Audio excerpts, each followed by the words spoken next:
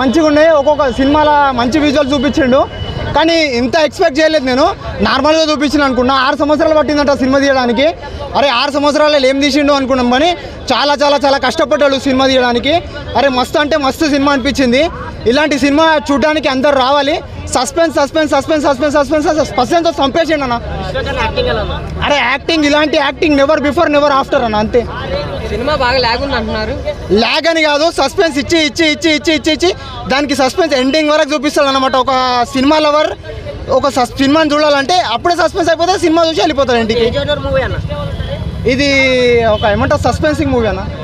ఒక ఏమంటారు అంటే ఆ ఊహించని ట్విస్ట్ కోసం ఈ సినిమా చూడాలి. అలాంటి ట్విస్ట్ ఏ సినిమాలో రాకుంటుంది. ఇప్పటివరకు ఎన్నో సినిమాలు వచ్చి ఉంటాయి, ఇలాంటి ట్విస్ట్ ఏ సినిమాలో రాలేదు ఇంకా. అంటే ఇప్పుడు 6 సంవత్సరాల నుంచి సినిమా తీశారు కదా, 6 సంవత్సరాల క్రితం స్టోరీ. ఇప్పుడు జనాలు ఎలా రిసీవ్ చేసుకుంటారు? జనాలు ఎలా రిసీవ్ చేసుకుంటారో తెలియదు, కానీ ఈ సినిమా చూసినాక అయితే హిట్ అని పక్కా చెప్తారు. ఓవరాల్ గా ఒక మాటలో చెప్పాలంటే ఏం చెప్తారు సినిమా? ఒక్క మాటలో చెప్పాలంటే సస్పెన్స్ థ్రిల్లర్. రేటింగ్ ఎంత ఇస్తారు? 5కి 4. Thank you.